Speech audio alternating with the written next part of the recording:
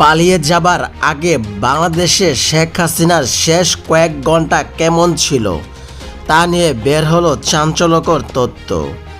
কোটা সংস্কারের দাবিতে শুরু হওয়া আন্দোলনের জেরে শেষ পর্যন্ত পদত্যাগ করে দেশ ছেড়ে চলে গেছেন শেখ হাসিনা।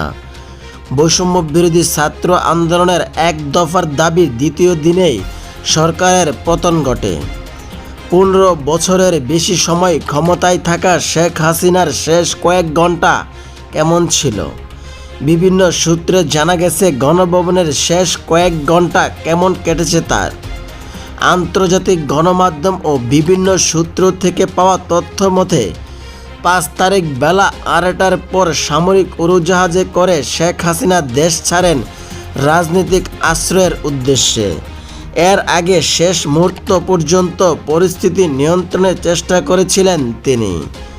পরিস্থিতি নিয়ন্ত্রণে নেই বুঝতে পেরে শেখ হাসিনার উপদেষ্টা সহ কয়েকজন নেতা কিছুতেই তিনি মানতে পারছিলেন না পরিস্থিতি নিয়ন্ত্রণে নেই।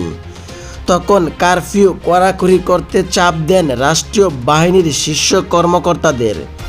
বিভিন্ন বাহিনীর উচ্চ পর্যায়ের একাধিক সূত্রে বরাতে একটি গণমাধ্যম জানায়, সকাল 10টার দিকে 3 বাহিনীর প্রধান ও পুলিশের মহাপরিদর্শককে গণভবনে ডাকেন শেখ হাসিনা।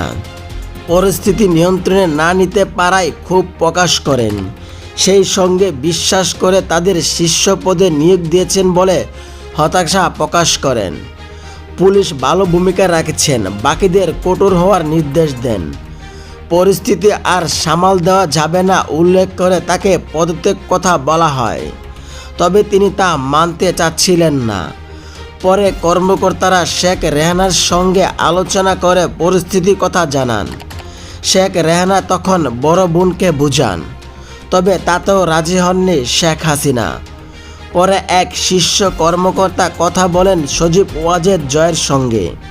পরে জয়ের কথায় পদত্যাগে রাজি হন শেখ হাসিনা, তবে জাতির উদ্দেশ্যে একটি ভাষণ রেকর্ড করতে চান তিনি। তবে গণভবন অভিমুখে লাখ লাখ ছাত্র জনতা আসছে এমন সংবাদ মাত্র 45 মিনিট সময় দেওয়া হয় শেখ হাসিনাকে, ফলে ভাষণ রেকর্ড করার সময় পাননি তিনি। এরপর তেজগাঁওয়ে পুরনো বিমানবন্দরে হেলিপ্যাড আসেন শেখ হাসিনা। সেখানে তাদের কয়েকটি লাগেজ ওঠানো হয়। তারপর তারা বঙ্গভবনে যান। সেখানে পদত্যাগের আনুষ্ঠানিকতা শেষ করে বেলা 2টার দিকে সামরিক হেলিকপ্টার করে ছোট বোন সহ ভারতের উদ্দেশ্যে উড্ডয়ন করেন শেখ হাসিনা।